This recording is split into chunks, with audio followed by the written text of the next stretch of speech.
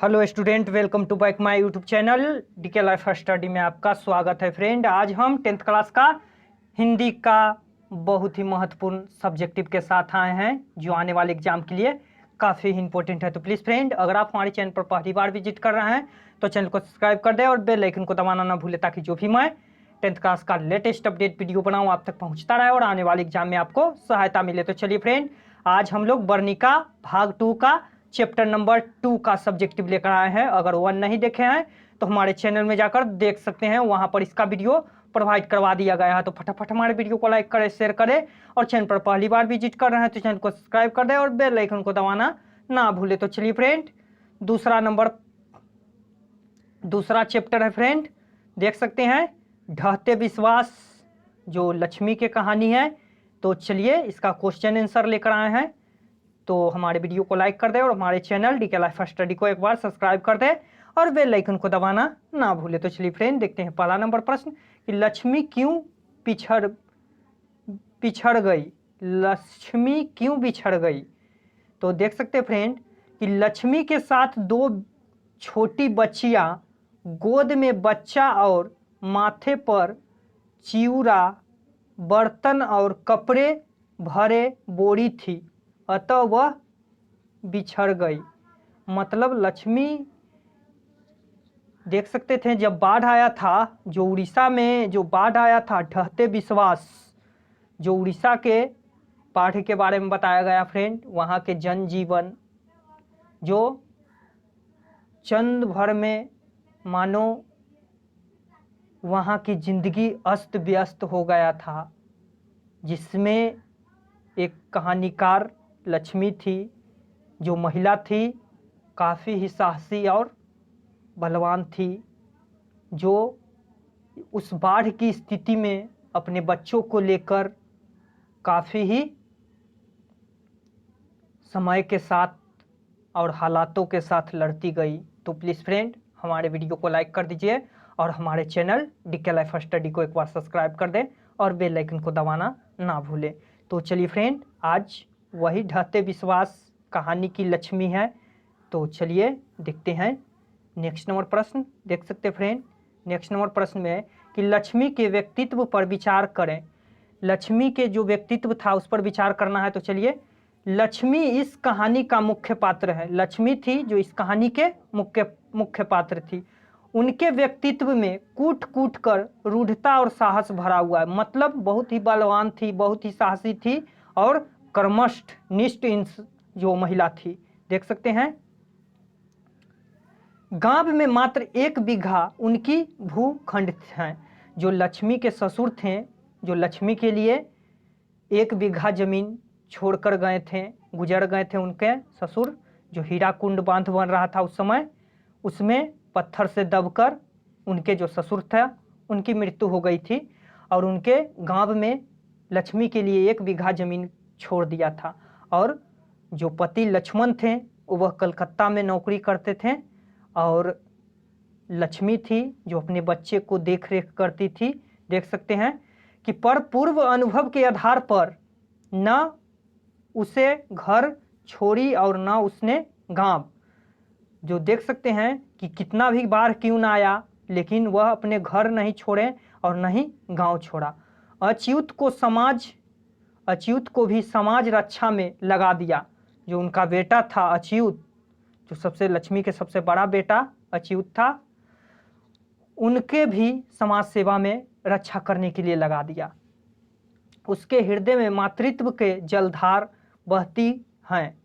अच्युत के लिए तो उसने विलंब किया ही, मूंछों से जागने पर एक मुर्दे बच्चे को छाती में भी भींच लेती हैं। देख सकते फ्रेंड कि इतना और कर्मठ निष्ठ था कि उस गांव में बहुत ही भयानक बाढ़ आया था उस समय, जो पल भर में सुखाड़ और पल भर में मानो कि पूरा धरती प्रलय हो गई थी। जो उसमें लक्ष्मी ने अपने बच्चे को लेकर उस जिंदगी में बहुत ही कष्ट के साथ उसने अपने उस पल को गुजारा था। तो चलिए फ्रेंड, हमारे वीडियो को लाइक कर दे और हमारे चैनल डीके लाइफ स्टडी को एक बार सब्सक्राइब कर दे और बेल आइकन को दबाना ना भूले। तो चलिए फ्रेंड, इस प्रकार लक्ष्मी के व्यक्तित्व नारी सुलभ मातृत्व के साथ साथ दृढ़ता और साहस का भी अच्छा मिश्रण है। देख सकते हैं फ्रेंड कि जो लक्ष्मी थी, जो अपने सुलभ यानी जो अपने सुलभ मित्रता के साथ साथ साहस और दृढ़ता का भी अच्छा उदाहरण प्रस्तुत किए थे। तो प्लीज़ फ्रेंड, हमारे वीडियो को लाइक कर दे और हमारे चैनल डीके लाइफ स्टडी को एक बार सब्सक्राइब कर दे और बेल आइकन को दबाना ना भूले। तो चलिए फ्रेंड, देखते हैं नेक्स्ट नंबर प्रश्न कि विपत्ति अकेले ना आकर संगी साथियों के साथ आती है, ये कहानी के आधार पर स्पष्ट करें। देख सकते फ्रेंड कि विपत्ति अकेले ना आकर संगी साथियों के साथ आती है, इस कहानी में यह क्या स्पष्ट किया गया है। तो देख सकते हैं कि कहानी में उल्लेखित उपयुक्त उचित सत्य हैं। तूफान के बाद सुखाड़ और उनके बाद बाढ़ का प्रकोप ही सिद्ध करता है, लेकिन देख सकते हैं कि विपत्ति अकेले नहीं आकर संगति के साथ आती हैं। देख सकते हैं कि जो सुखाड़ था और तुरंत में बाढ़, जो सुखाड़ के बाद देख सकते हैं कि एक बैग अचानक बाढ़ आने लगी, जो इसी के आधार पर लक्ष्मी थी, जो देख सकते हैं कि क्या बताते हैं कि विपत्ति अकेले ना आकर सब साथियों के साथ आती तो बहुत ही अच्छा होता, मतलब सब मिलकर इस कष्ट को सामना करने के लिए वह कर रही है, लक्ष्मी कर रही है। तो प्लीज़ फ्रेंड, हमारे वीडियो को लाइक कर दे और हमारे चैनल डीके लाइफ स्टडी को एक बार सब्सक्राइब कर दे और बेल आइकन को दबाना ना भूले, ताकि जो भी मैं 10th क्लास का लेटेस्ट अपडेट वीडियो बनाऊं आप तक पहुंचता रहे और आने वाले एग्जाम में आपको सहायता मिले। तो चलिए फ्रेंड, देखते हैं नेक्स्ट नंबर प्रश्न कि कहानी में आए बाढ़ का दृश्य का चित्रण अपने शब्दों में प्रस्तुत किए। देख सकते हैं फ्रेंड कि कहानी में जो बाढ़ आए थे उसका दृश्य बहुत ही भयानक था, मानो चारों तरफ बिखर गई है, चारों तरफ पानी ही पानी और मानो सब जगह एक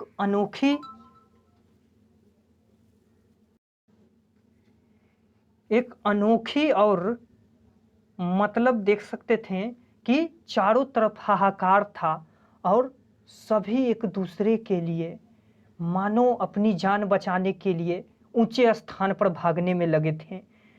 मानो लक्ष्मी को भी डर लग रहा था कि अगर दिलई बांध टूट जाता तो मानो कोई भी ना बचेगा। और देख सकते थे कि वहाँ जो नदिया का जल था, जो बांध के ऊपर, वह जल में काफ़ी वृद्धि हो रही थी, जिससे लोगों के बीच काफ़ी डर फैला हुआ था कि अगर इस बांध अगर टूट जाएगा तो हम लोगों को जीना बहुत ही मुश्किल है।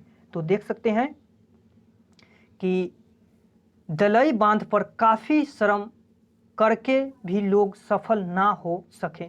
दलई बांध को बहुत ही लोग, मजदूर लोग उसको रोके, पानी को बांधा और बांध टूट गया, मतलब अंत में दलई बांध टूट गया।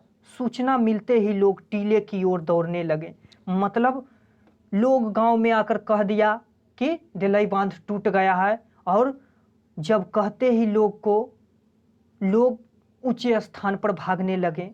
पानी का बहाव बहुत तेज हो गया। लक्ष्मी थी जो भी अपना जान बचाने लगी, वो अपने बेटे को लेकर।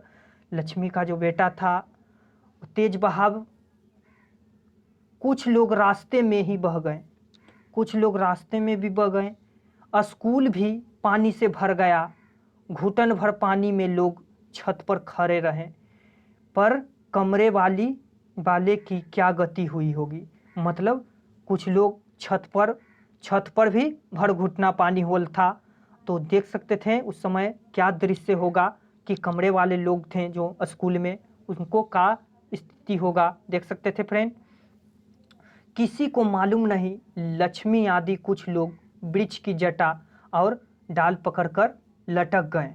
देख सकते थे फ्रेंड, लक्ष्मी थी जो अपने बेटे को और छोटे बेटे को लेकर वह वृक्ष की जटा पकड़कर लटक गई। जो पीपल का वृक्ष देखे होंगे फ्रेंड, उसमें जटा लटका हुआ रहता है, उससे पकड़कर लक्ष्मी लटक गई।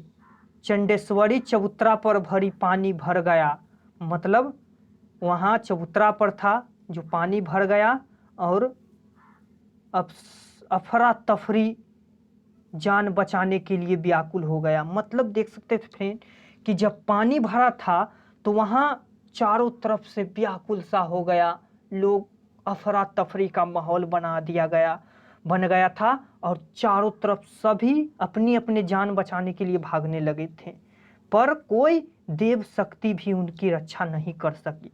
इस विभीषिका में गांव का विनाश हो गया था।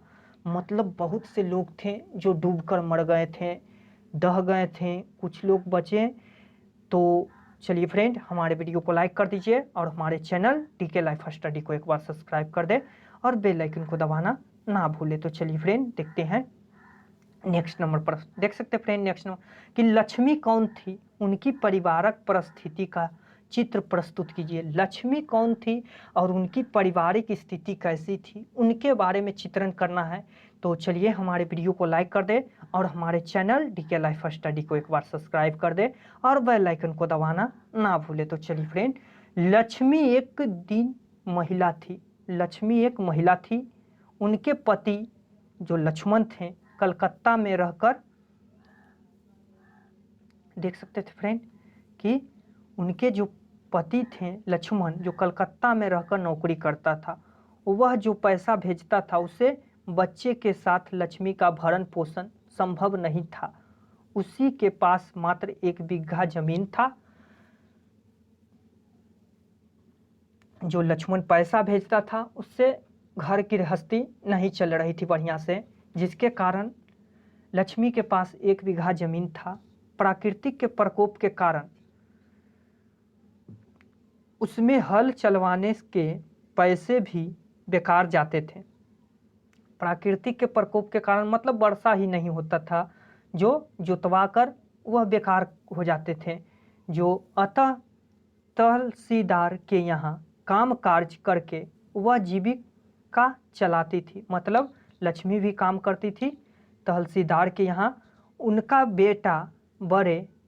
बड़ा बेटा अच्युत, 2 बेटियों तथा एक नन्हा मुन्ना के अपने स्वयं कर भरण पोषण की सारी, देख सकते थे, सारी जिम्मेवारी उसी पर ही थी। मतलब उनका बेटा अच्युत था, जो 2 बेटियां और एक नन्हा मुन्ना का जिम्मेवारी का भरण पोषण करते थे और उनकी पारिवारिक स्थिति बहुत ही दयनीय थी। मतलब बहुत ही कमज़ोर थी, उनकी पारिवारिक स्थिति बहुत ही कमज़ोर थी और वह गरीब थे। तो चलिए फ्रेंड, हमारे वीडियो को लाइक कर दे और हमारे चैनल डीके लाइफ स्टडी को एक बार सब्सक्राइब कर दे और बेल आइकन को दबाना ना भूले, ताकि जो भी मैं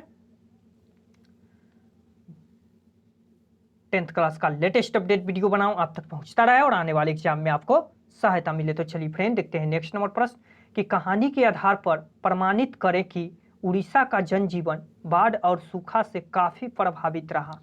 देख सकते हैं फ्रेंड कि कहानी के आधार पर देख सकते हैं कि उड़ीसा का जो जनजीवन था वह सुखाड़ के साथ अचानक बाढ़ आने से कितना प्रभावित हो गया और कितना दायित्व था, जो आप देख सकते हैं। इस कहानी के माध्यम से आप लोग अनुभव कर सकते हैं कि कैसा स्थिति रहा होगा उस समय जब दलई बांध टूटा था। लक्ष्मी थी, जो उनके जो छोटा छोटा जो बाल बच्चा था लक्ष्मी का, उनको लेकर लक्ष्मी कितना उत्साहित हुए और कितना साहसी थे।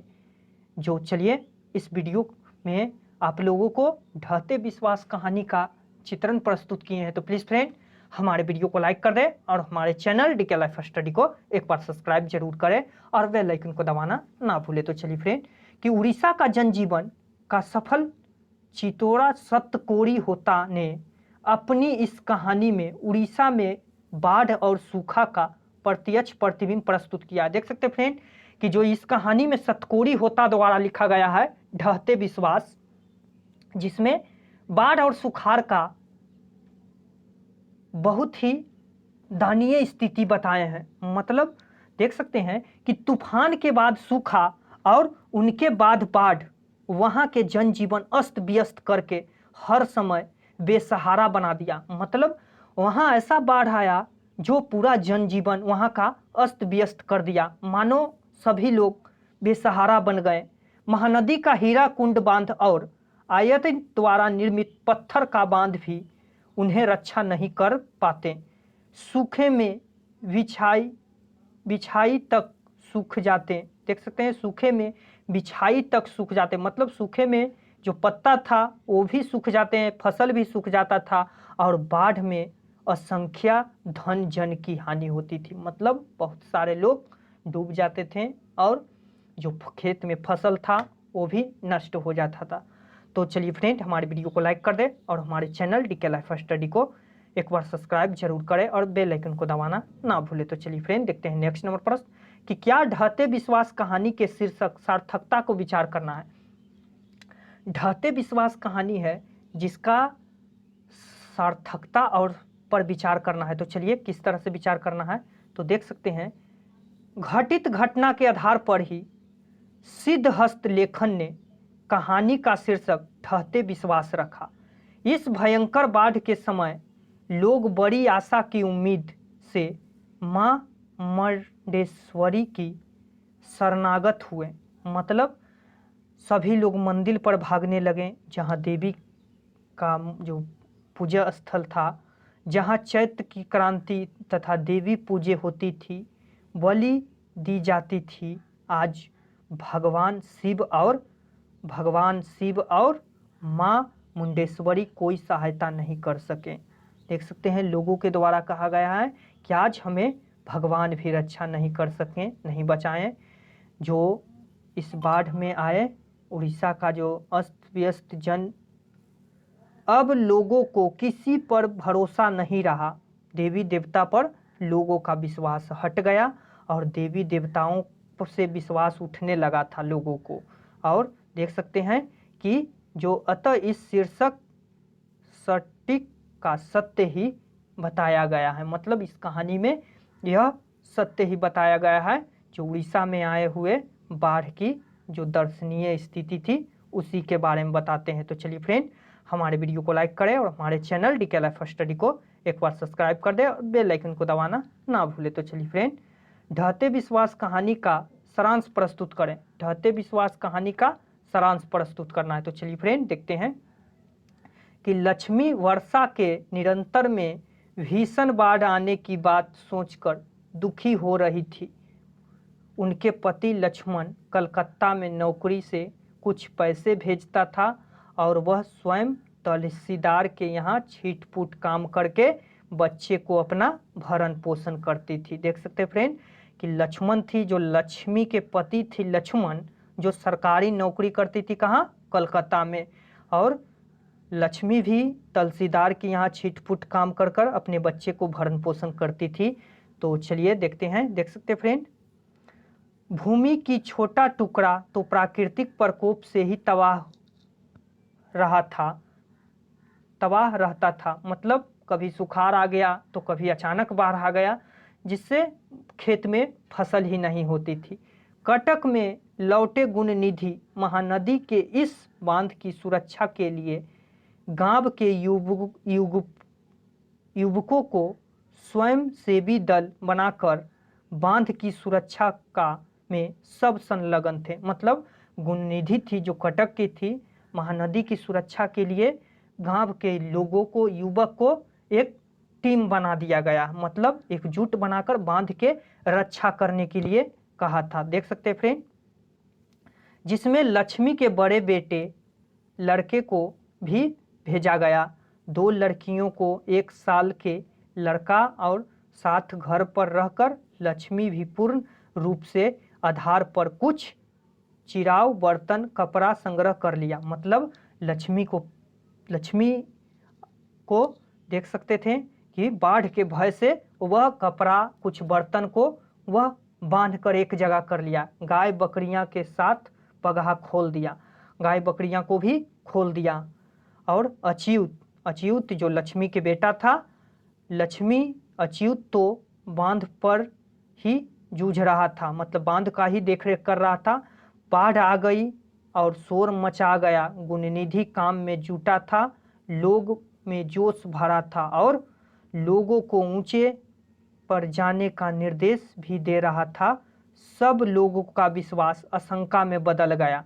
सब लोगों का विश्वास था जो आशंका में बदल गया। लोग कांपते पैरों से टीले की ओर भागे, स्कूल में भर गए, देवी स्थान में भी भर गए। लोग हताश थे, मतलब बहुत ही डरे हुए थे। अब तो केवल माँ चंडेश्वरी का ही भरोसा था। लक्ष्मी भी अच्युत की आशा छोड़कर जैसे तैसे बच्चे को लेकर भाग रही थी। अच्युत की आशा छोड़ दी और अपने जो छोटे बच्चे थी उनको लेकर भाग रहे थे, क्योंकि बाढ़ वृक्ष घर सब को जल्दी जल्दी लील रही थी, मतलब जल्दी जल्दी से पानी भर रही थी। शिव मंदिर के समीप पानी का बहाव इतना बढ़ गया था कि लक्ष्मी बरगद के पेड़ पकड़कर लटक गई थी। तो चलिए फ्रेंड, हमारे वीडियो को लाइक कर दे और हमारे चैनल डीके लाइफ स्टडी को एक बार सब्सक्राइब कर दे और बेल आइकन को दबाना ना भूले। तो चलिए फ्रेंड, जटा में लटककर पेड़ पर चढ़ गई, वह बेहोश हो गई। कोई किसी के पुकार सुनने वाला नहीं था। टीले पर लोग अपने को खोज रहे थे। स्कूल भी डूब चुका था और लोग कमर भर पानी में किसी भी प्रकार से खड़े थे। लक्ष्मी होश आने पर उनका छोटा लड़का लपाता था, मतलब लक्ष्मी के जो छोटा लड़का था वह लपटा यानी डूब गया था। वह रो चिल्ला रही थी पर सुनने वाला कोई नहीं था।